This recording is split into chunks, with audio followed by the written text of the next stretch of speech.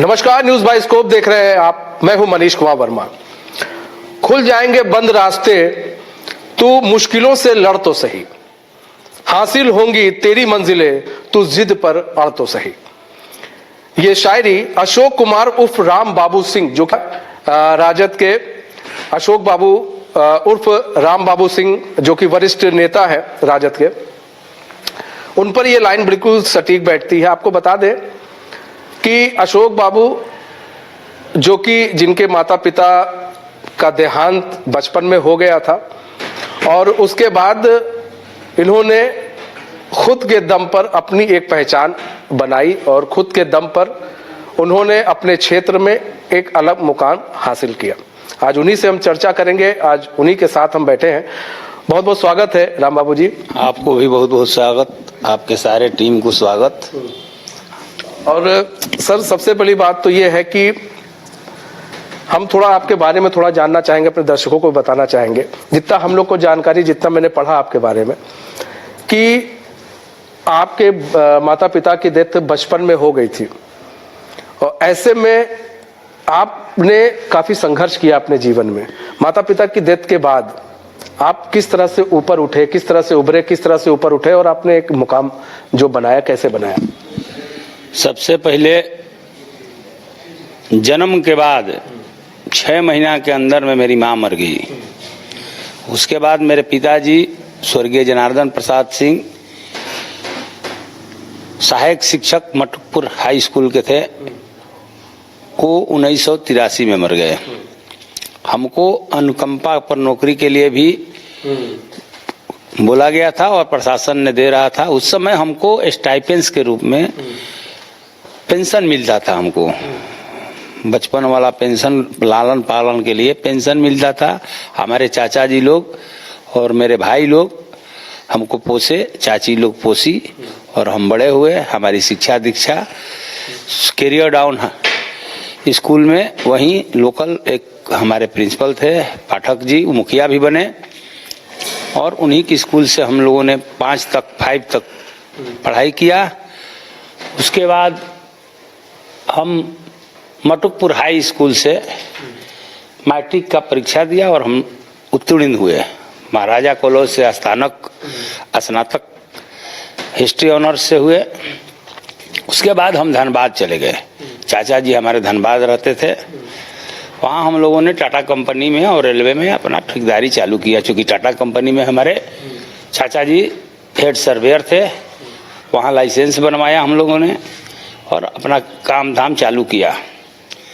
फिर वहाँ से हम आरा आ गए। चूँकि मेरे बड़े भाई थे, चचेरे भाई रामजी सिंह, वो ठेकेदारी करते थे। उनको एक्सीडेंट हो गया और 1 साल 1 महीना 1 दिन वो जिए, माने कोमा में चले गए थे। उसके बाद वो मर गए। उस कंपनी को हम आगे बढ़ाने का काम किया और अपना काम करते करते हम इस मुकाम पर पहुंचे हैं। अच्छा, एक चीज और भी है कि आप एक समाज सेवी भी हैं, समाज सेवा बहुत करते हैं। जितना मैंने आपके बारे में सुना, गांव में भी मैंने सुना, काफी गरीबों की आप हेल्प भी करते हैं। ऐसे में आप समाज सेवा में अच्छा काम कर रहे थे, पूरा गांव और क्षेत्र के लोग आपको जान रहे हैं। फिर आपको ऐसी क्या जरूरत आन पड़ी कि आपको आरजेडी ज्वाइन करनी पड़ी और आरजेडी के साथ आप आए? मतलब आपको पॉलिटिक्स की जरूरत पड़ गई? देखिए, जहाँ तक राष्ट्रीय जनता दल में ज्वाइन करने का सवाल है, तो हमने तेजस्वी यादव की 17 महीना की सरकार की उपलब्धियों को देखा, जिसमें 5 लाख सरकारी नौकरियां, आईटी सेक्टर बनाया गया, खेलकूद सेक्टर बनाया गया और गांधी मैदान में मेडल लाओ, मेडल पाओ, नौकरी पाओ की मुहिम चली। कहीं से भी आप मेडल जीत कर लाइए और गांधी मैदान में अपना नियुक्ति पत्र लीजिए। तो हमने सोचा कि इन्होंने जो वादा किया था, कुछ वोटों से इनकी सरकार नहीं बनी कि हमारी सरकार बनेगी तो 10 लाख नौकरियां देंगे।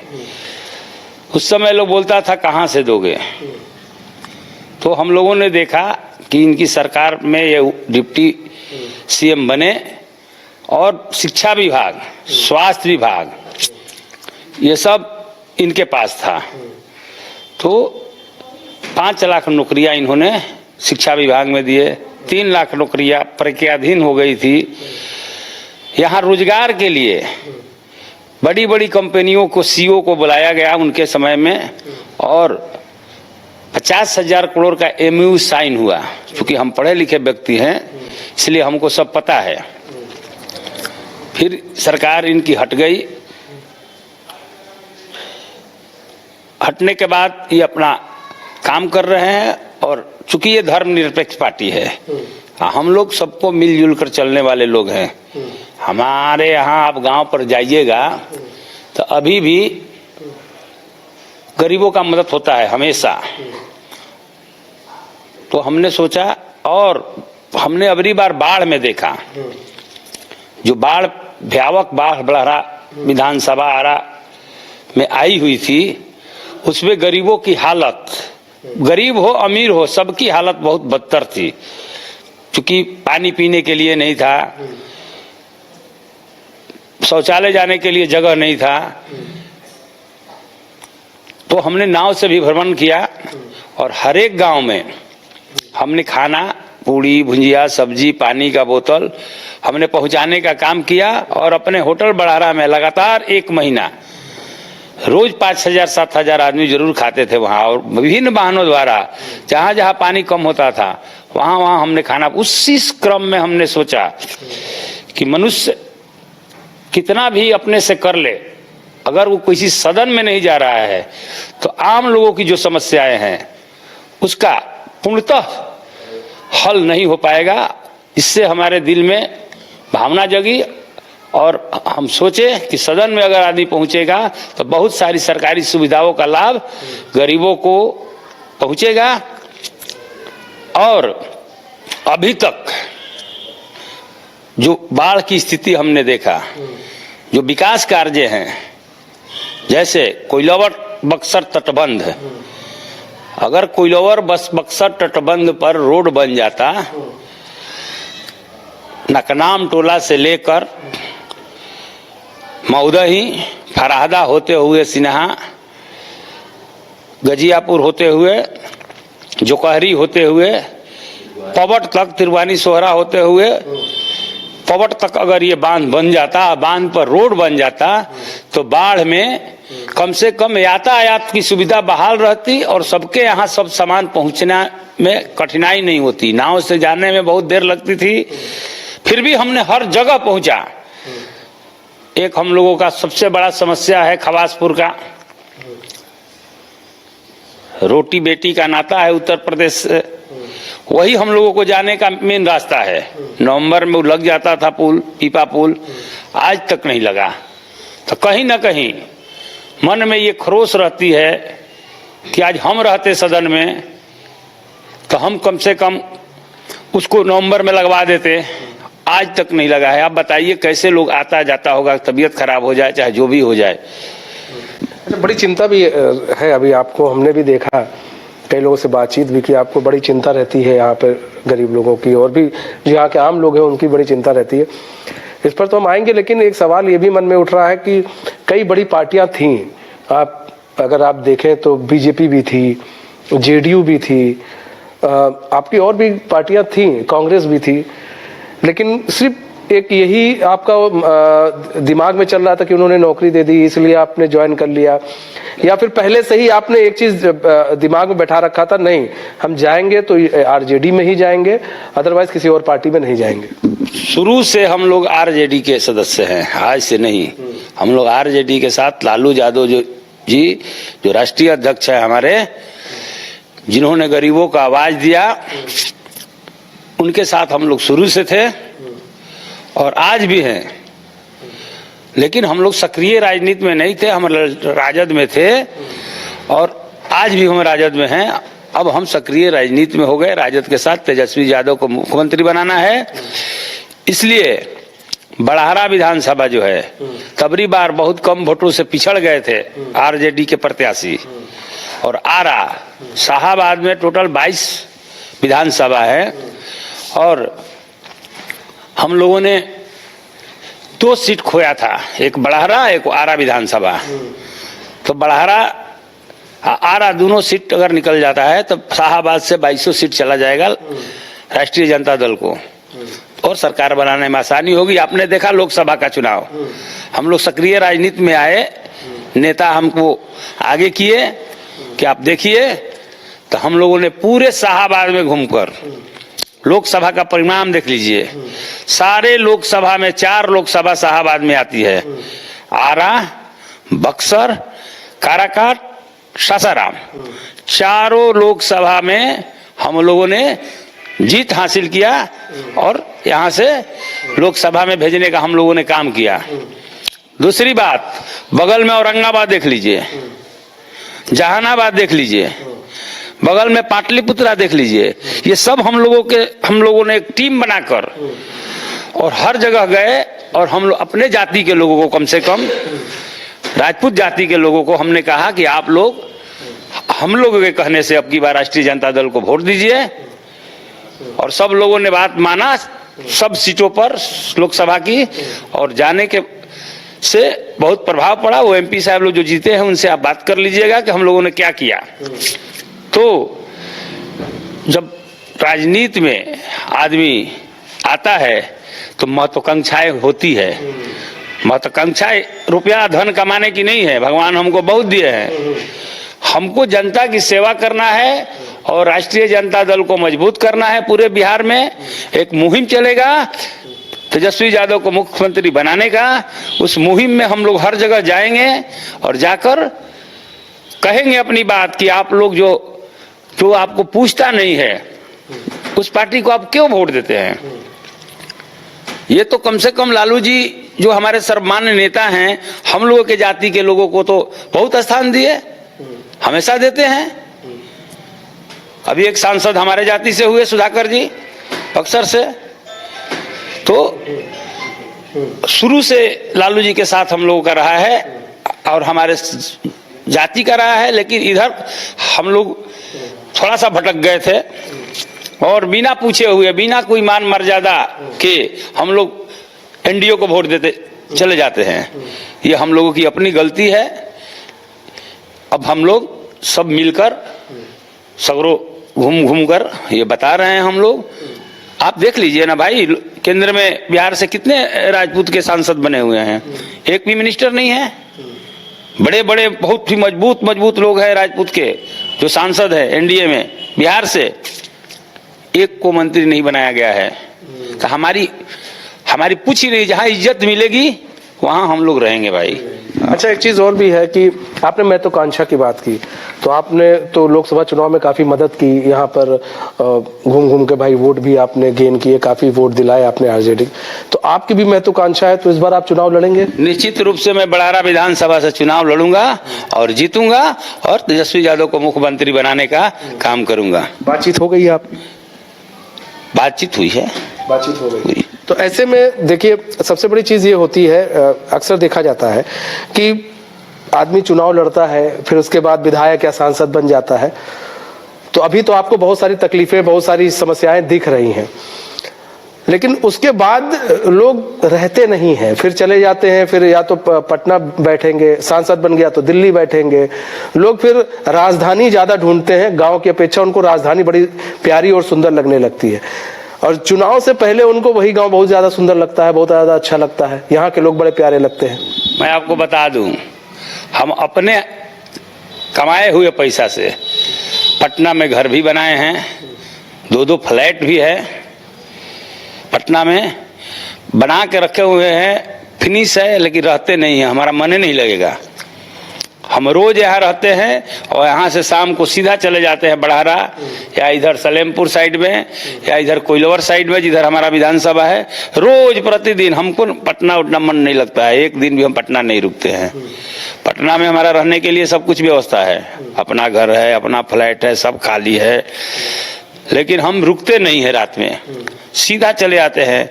जवाब तो आपको उस प्रश्न का मिल गया। इतना प्रेम है जनता से, बिना उनके पास गए हुए हमको रात में नींद नहीं आएगी। अच्छा, तो मतलब क्या समझा जाए कि राम बाबू जी जीतने के बाद यहीं रहेंगे? बिल्कुल, हमको कहीं मन नहीं लगेगा भाई, एकदम नहीं लगेगा।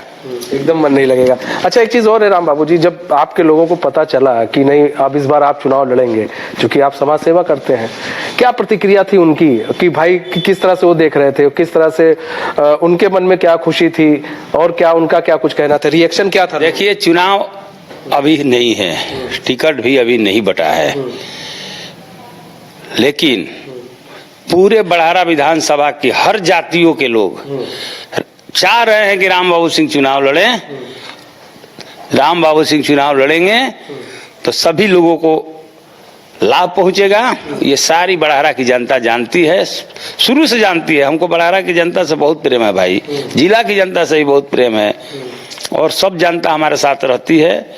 हम हमेशा जाते हैं, पर्व त्योहार माने हम रोज जाते हैं, समझ लीजिए बड़हरा प्रतिदिन आप जाते हैं। अच्छा, एक चीज और भी है कि जैसे आप मान लीजिए आपको टिकट मिल जाता है, तो आपको क्या लग रहा है कि अगर आप जीत कर आएंगे तो आपके क्षेत्र में ये एक सबसे बड़ी समस्या है, उस समस्या को इतने दिन में निजात दिलाना आपका सबसे पहला लक्ष्य होगा? देखिए, समस्या है बाढ़ की समस्या, पीपा पुल की समस्या और स्वास्थ्य की समस्या, और एक बड़ी समस्या है हमारे नौजवानों को, एक भी डिग्री कॉलेज नहीं है।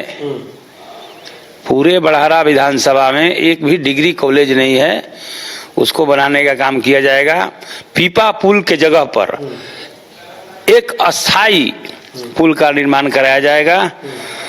कोइलावर बक्सर तटबंध को दुरुस्त कर, गैप क्लोजर, जहां जहां गैप है उसको भरकर उस पर रोड बनाने का काम किया जाएगा। स्वास्थ्य में जहां जहां डॉक्टर नहीं रहते हैं, सब लापरवाह हैं, सारी मशीनरी है हॉस्पिटल में, जैसे मनी छपरा हमारे गांव के बगल में अस्पताल है, सारी सुविधा है उसमें है, लेकिन डॉक्टर नहीं रहते हैं वहाँ। तो डॉक्टर को रहना होगा बड़हरा में, डॉक्टर को बड़हरा में रहना होगा और 24 घंटा रहना होगा। ये सब सुविधाएं दी जाएगी। अगलगी की समस्याएं हैं दियारा इलाके में हमारे, तो अगलगी की समस्या के लिए वहाँ अस्थायी रूप से अग्निशामक सेवा बहाल किया जाएगा, जो 24 घंटा वहाँ रहे बड़हरा ब्लॉक पर। ये सब कामें होगी। अच्छा, ये सब काम होगा। अच्छा, एक चीज और भी है कि चूंकि अभी आप समाज सेवी हैं तो बहुत काम कर लेते हैं आप, और समाज सेवा में और भी कई लोग आपसे आके जुड़ भी जाते हैं। कई मतलब कह सकते हैं कई जाति के हों या फिर कई विचारधारा के लोग आपसे जुड़ जाते हैं, क्योंकि अभी आप समाज सेवा करते हैं। तो ऐसे में जब आप जानिए आप नेता आप तो नेता ही हैं, लेकिन अगर आप मान लीजिए आप चुनाव जीत जाते हैं और टिकट मिल जाता है, तो लग रहा वो जो लोग हैं, जो कई सोच के लोग हैं, कई विचारधारा के लोग हैं, वो आपके साथ फिर से जुड़ेंगे। दूसरी चीज ये कि जो समाज सेवा की बात की जाए, जो समाज सेवा आप कल अभी कर रहे हैं, क्योंकि अभी आपके पास ज्यादा काम उतना नहीं है कि क्या नाम है, आप आराम से करते हैं समाज सेवा, लेकिन उस वक्त तो अगर आप विधायक बन जाएंगे तो आपके पास तो और काम हो जाएगा। तो लग रहा फिर वो कर पाएंगे आप? आसानी से करेंगे, क्योंकि एक जगह मिल जाता है जहां से आदमी सदन में बोल के, कह के, लिख के समाज के काम को, सरकारी काम को, सरकारी योजनाओं को लागू कराने में बहुत हेल्प मिलता है। किसी भी अफसर के पास जाकर काम करा लेना, ये हम अभी भी कराते हैं, और जितने के बाद और बढ़ जाएगा पावर, तो आदमी जाकर सब काम करा लेगा। इसलिए हम चुनाव लड़ना चाहते हैं कि जो भी समस्याएं हैं उसको बिना सदन में गए हुए, जितना हम चाह रहे हैं गरीबों को लाभ पहुंचाना, वो नहीं पहुंचा पा रहे हैं। मतलब जो अभी आप काम नहीं कर पा रहे हैं, आपको लग रहा है कि अगर सदन पहुंच गए तो काम कर लेंगे? निश्चित। लेकिन अक्सर देखा जाता है कि जो विधायक हैं, जो सांसद हैं, बनने के बाद वो सबसे ज्यादा काम अपने ऊपर करते हैं, बाकी तो बात की बात है जनता। हमको काम की, अपने काम का आज भी कमी नहीं है, अपने काम के लिए हमको आज भी कमी नहीं है और न कभी रहेगा। लेकिन लोगों की समस्याओं को का समाधान एक प्राइवेट